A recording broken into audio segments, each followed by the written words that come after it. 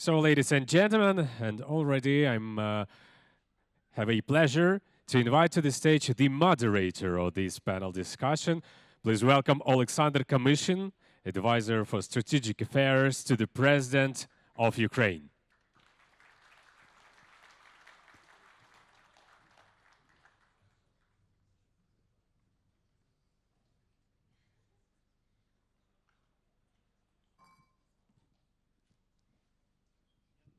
Hello everyone again.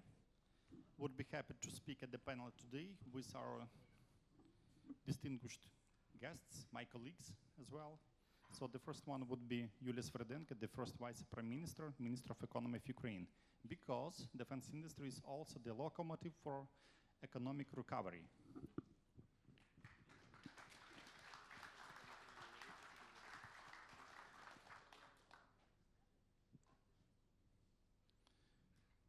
Yuliya Svyrydenko would be followed by Herman Smetanin, the Minister for Strategic Industries for Ukraine, or the War Production Ministry.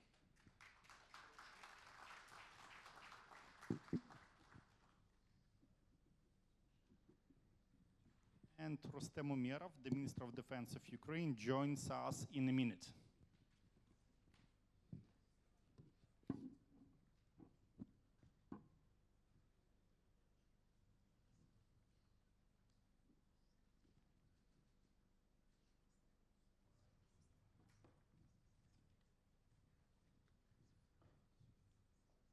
Meanwhile, we expect the Minister of Defense arrival.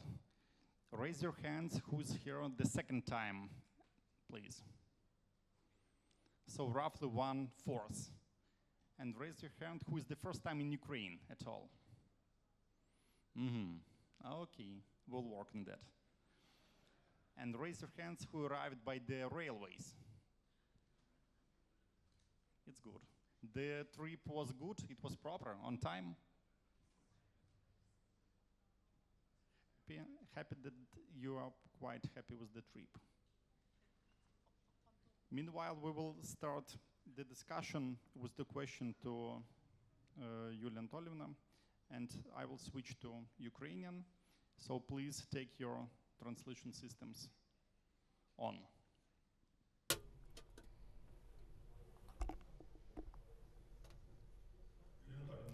Yuliya, everyone is aware that defense is a very good instrument for recovery of economy in Ukraine. Last year, the replenishment of defense capacities made 1.5%. This year, we have achieved 3% in capacity growth. What are the targets that you set out for you? And this is should be commented on with a view to the economic recovery. Thank you very much for your question. On the whole, our mandate is to ensure economic recovery and achievement of self-sufficiency in economy. This is clear that assistance can be diminished, and this makes us find new capacities to secure own resources for ourselves. You're absolutely right. The defense is an instrument and a driver for the economic growth, not only in Ukraine but also in our partnering countries. So, and I believe that the Economist magazine suggested that the US assistance to Ukraine provided a substantial push to the development of the Ukrainian economy, which is absolutely true.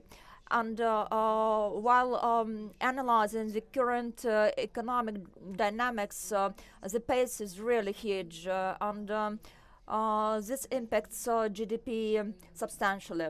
Unfortunately, Ukraine is arranged for testing all new technologies, and on the other hand, this is the most promising field in terms of investment into the current economy. If we touch upon the current tasks, it's very important to localize the current defense production. We are all well aware that we secure staff costs at appropriate level from our own budget. So we need to raise receipts to the local budget, and the war goes on. So and there is no end to it so far. This means if to model 300 billion Ukrainian hryvnia and allocate them directly to the local economy, this will bring a growth of GDP. This means 3.5% in increase of GDP. We need to look into imports replacement by categories of military commodities which are produced in Ukraine, and that we should also consider localization. After the end of this year, we aim to achieve $5 billion in imports of weaponry.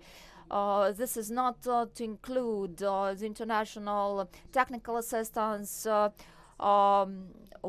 military support. This is something that has been recorded at the customs borders. So a substantial part of these funds stays within the boundaries of Ukraine, and these are aimed at making stronger the current defense of Ukraine. So today Ukraine makes it all to replenish its own budget, and the gap in budget makes approximately 10 or even 20 billion American dollar. So, and this means that we need to find new resources to replenish the military capacities, and also the way to raise new funds to be able to launch new initiatives to strengthen our current capacities. So out of current tasks, the priority is opening of new markets. The main task at that is to concentrate on the mining activities as the way we did before, and we also focus on exporting and expanding the current capabilities. So at that procurement proves that 60% of procurement volumes belong to the Ukrainian side. So this is a huge accomplishment indeed in the war times.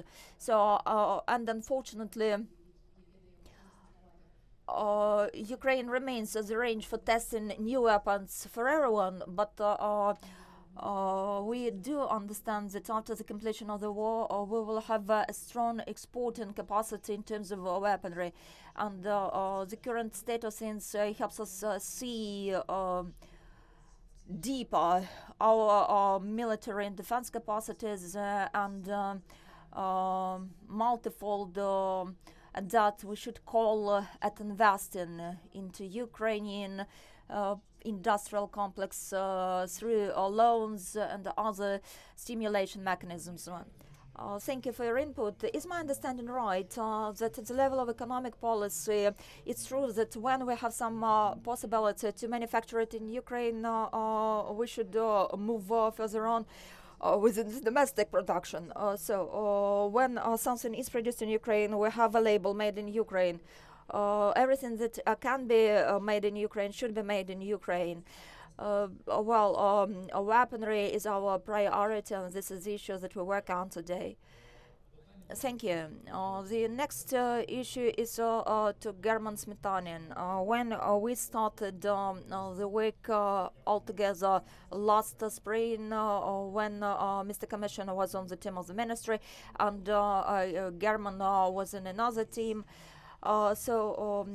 this cooperation was extremely strong, and it's clear that as of the Soviet times, quite a lot of accomplishments have been reached, but very narrow volumes in defense capacities were generated, and in many respects, everything should have been started from the scratch. And how will you comment on the secret of joint cooperation and the current results?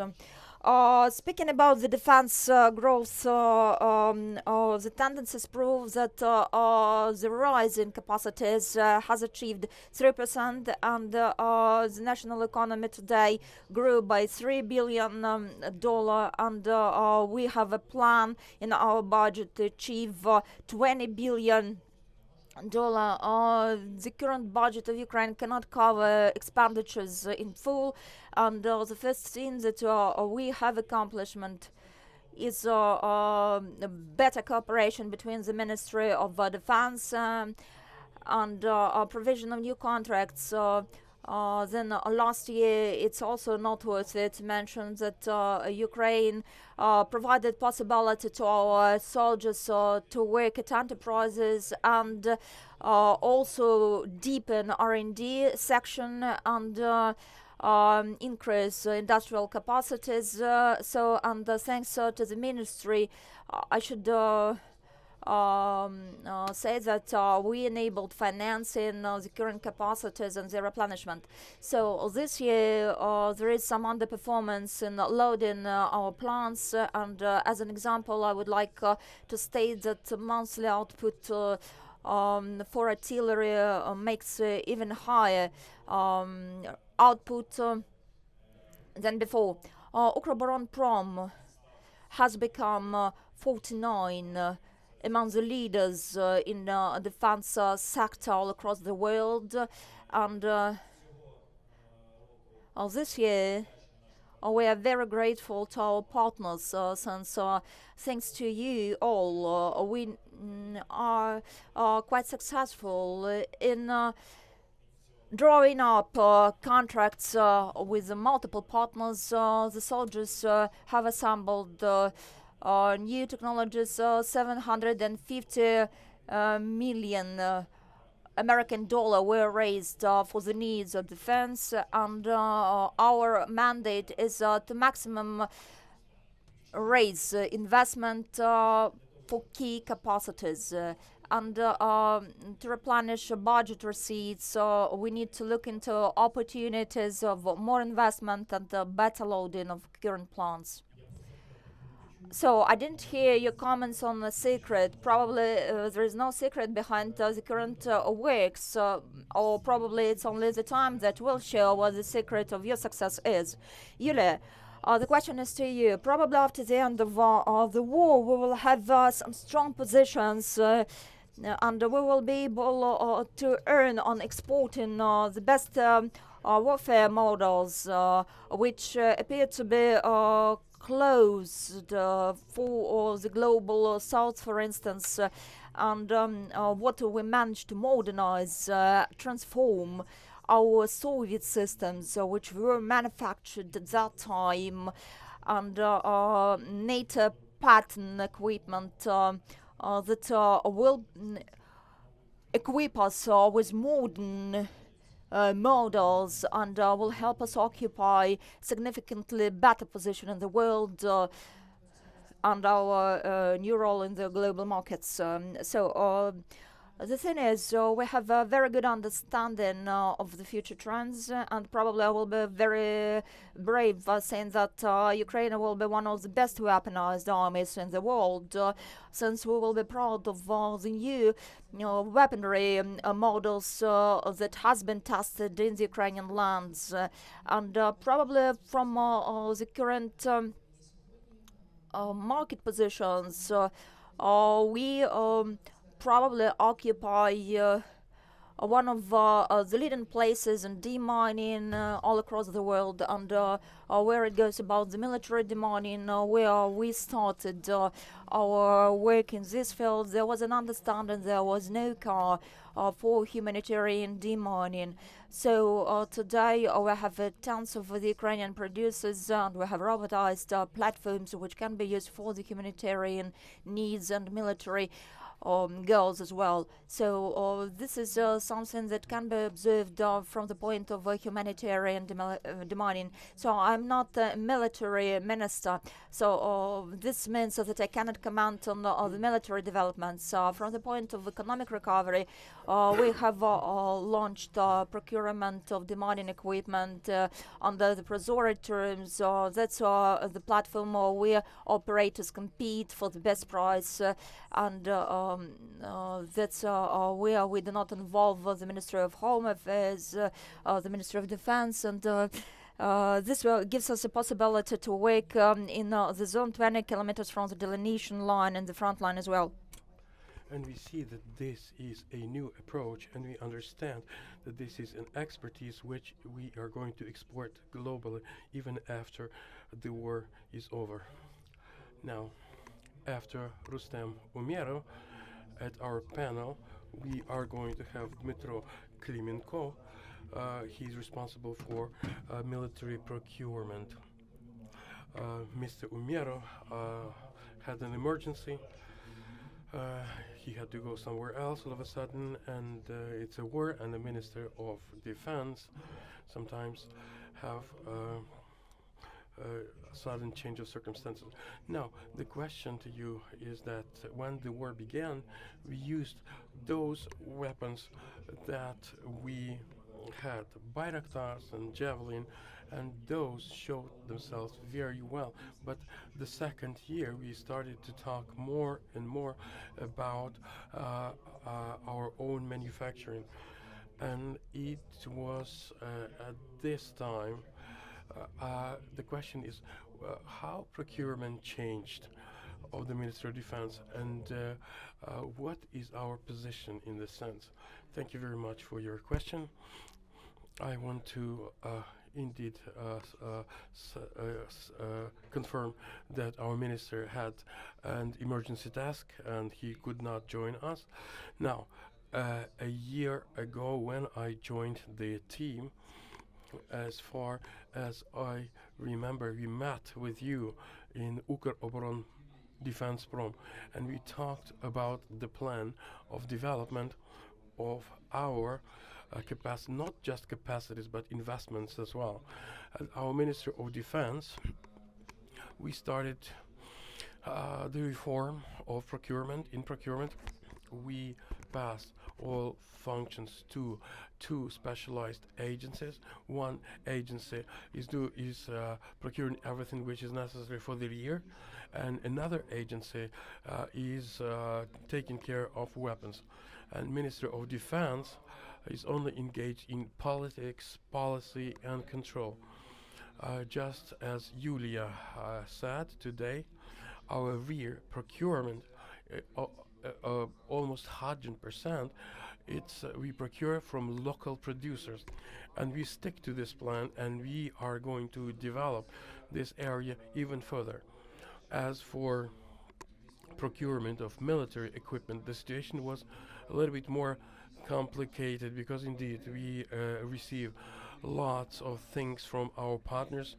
We have various equipment, various techniques, and those require maintenance, repair, maintenance, and our experience showed that we can do that by ourselves, and also we can produce our own artillery as well as long-range drones and other drones and jammers and robots, artillery, and systems for artillery.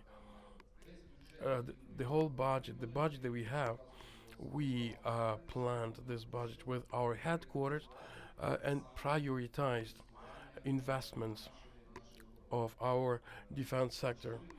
We started with relevant artillery and moved on to a heavier equipment and to systems like rocket systems. In a year, by now we have invested over $4 billion in our economy, in our production, manufacturing, and most of investments come and most of investments go to development of military equipment. As of today, we are going to increase this indicator further because the budget that we have at the moment till the end of the year, all these investments are going to be directed for production, our own domestic production.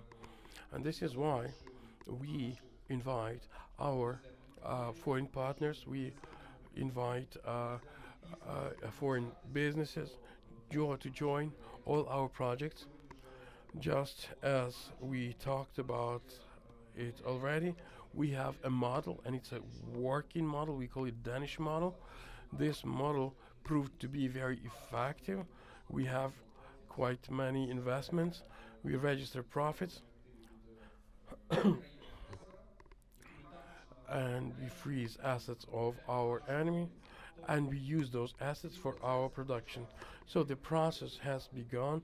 We have already achieved certain results, and we are going to increase our capacities this year, but we have even more ambitious plans for the next year. Our weapons are effective.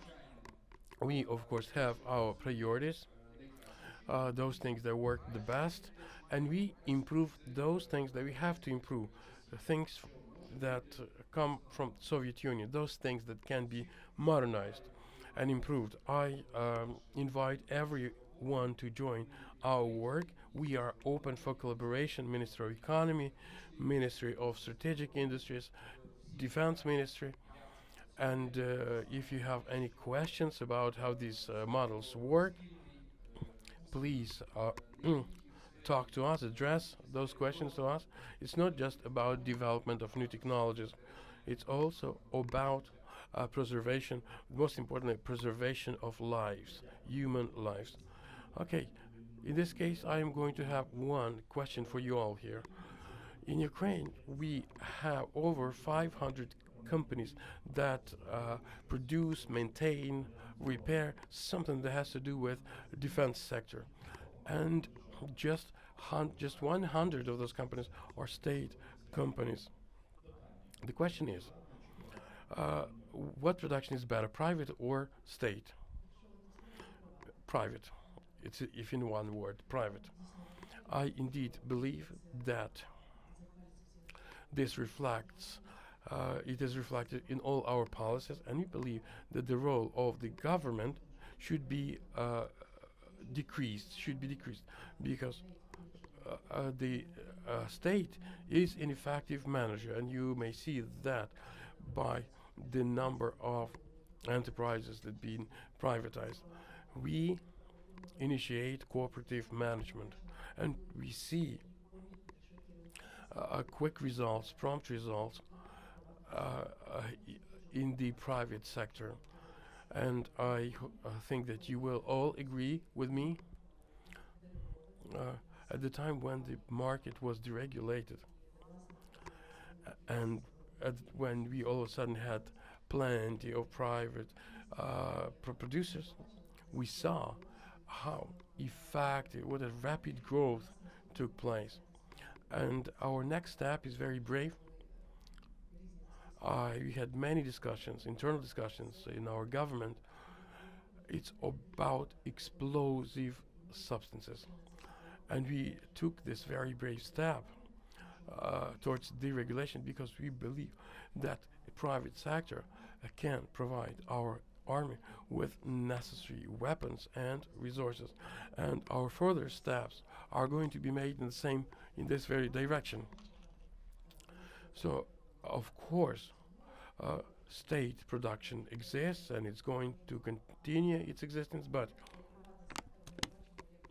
the private sector, we can see how rapidly it develops, and I believe that it is going to be a private sector which is going to be more effective. I hope you will agree with me. I hope you agree with me.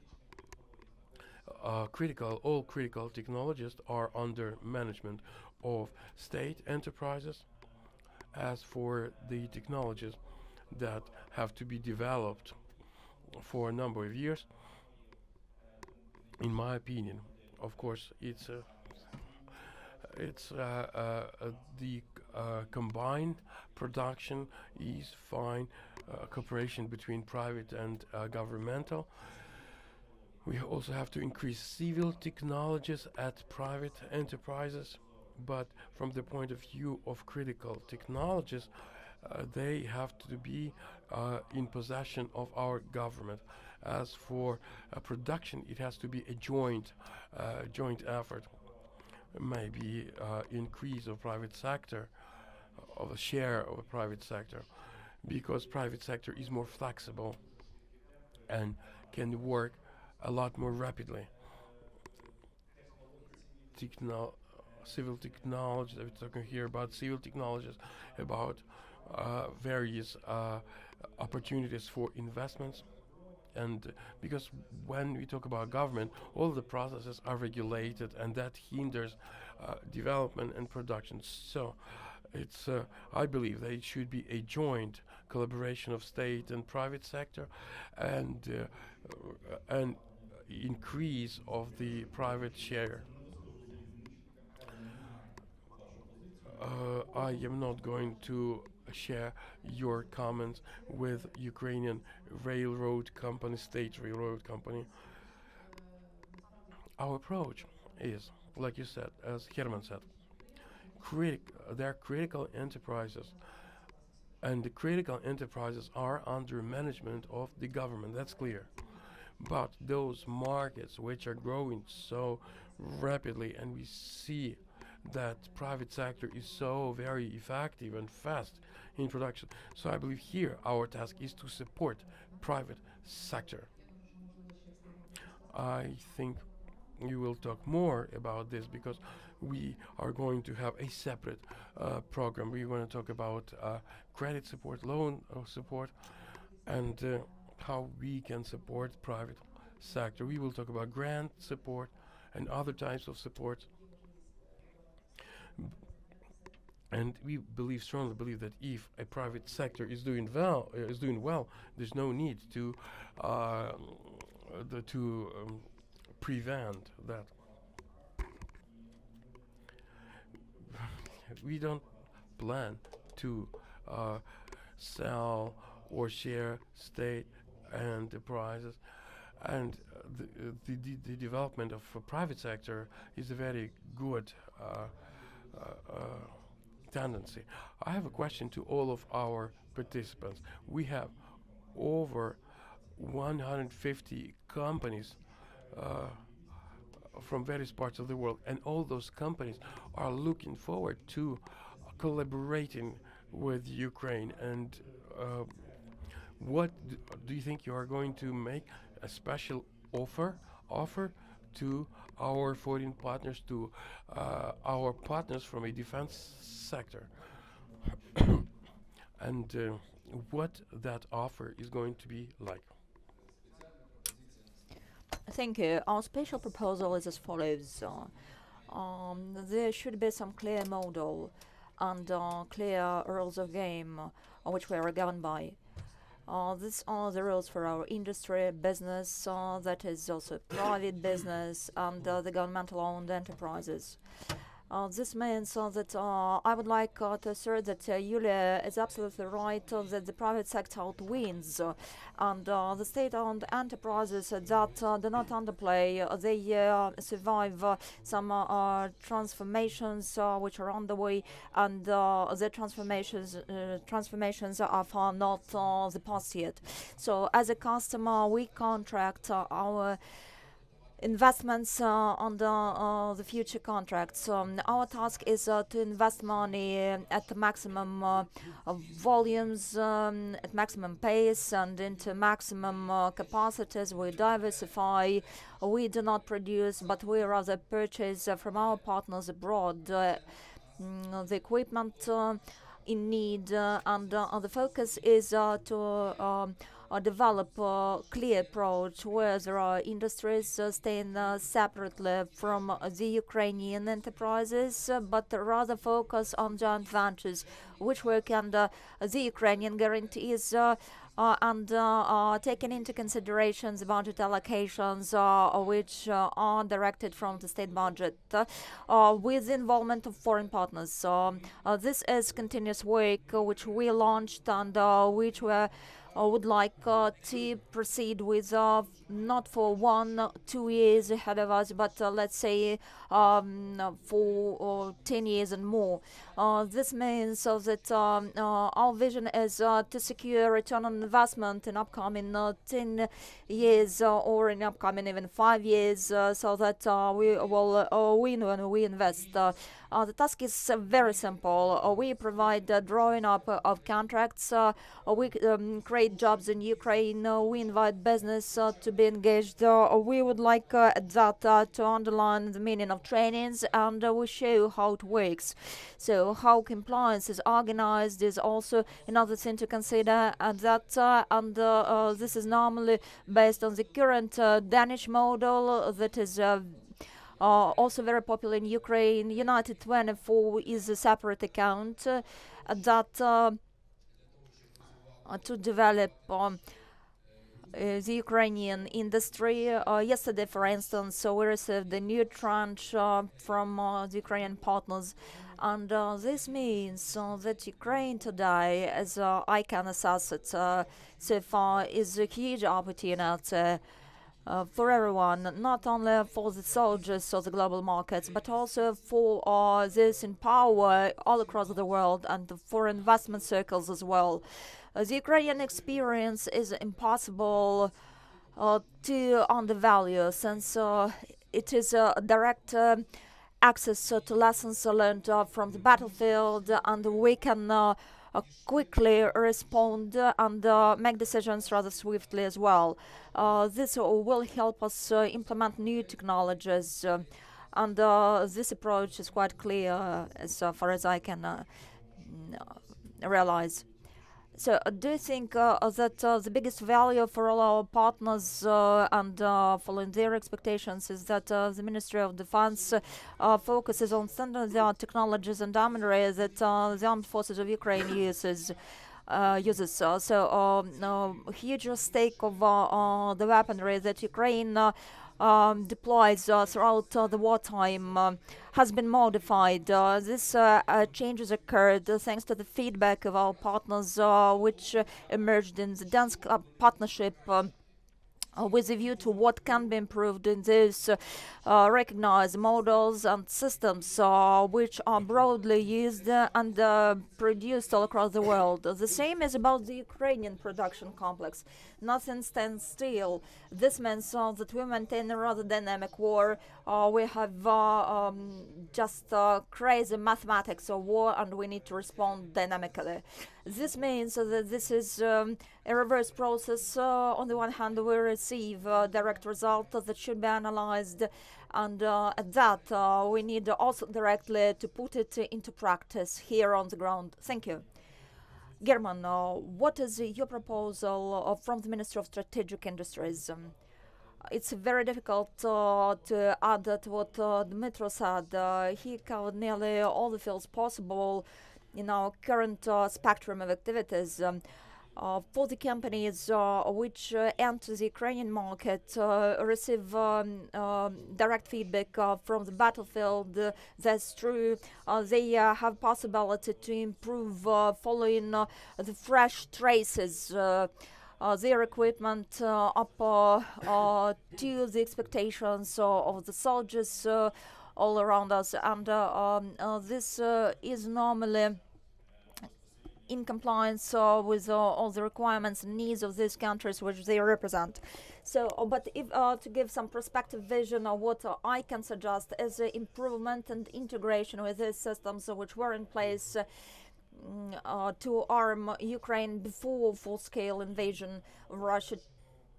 And our expectation is by the end of the war, the Ukrainian market will be open from the point of exports. There will be possibility to export these technologies and goods which will be broadly represented in Ukraine, and the markets have changed as the recent trends shown, and after the end of the war, Russia will also display changes in its market, and saying that in the past we had Soviet patterns of equipment and arms, probably in the future we'll get rid of all these remnants, and there will be a chance to enter new markets with a view to these deliverables which the war brought in, and the Ministry of Strategic Industries of Ukraine, with involvement of the Ministry of Defense and the Ministry of Economy of Ukraine,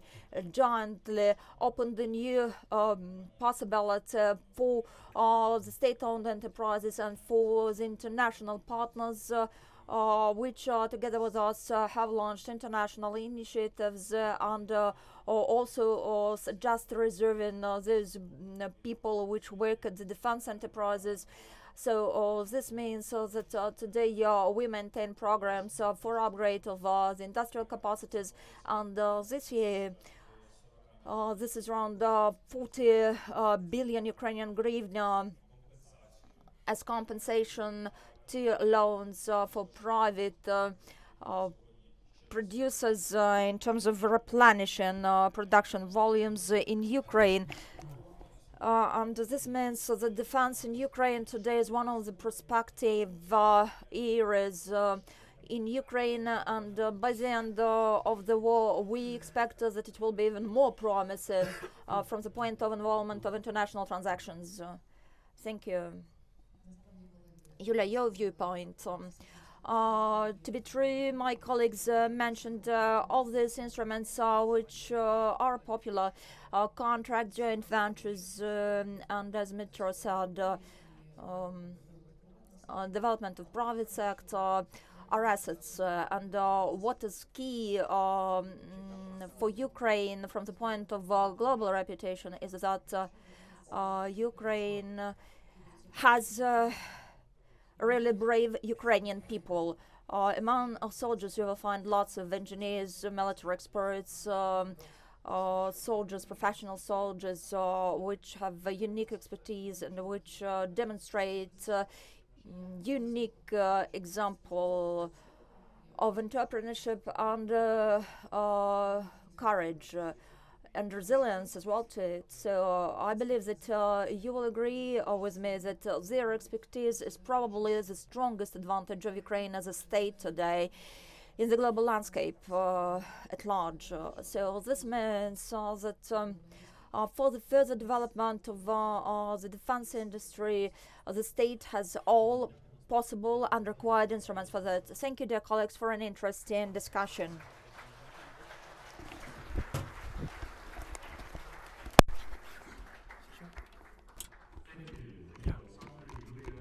Herman and Dmytro, thank you so much. Thank you for sharing your vision. So, ladies and gentlemen, we invite everyone to a coffee break, which will last for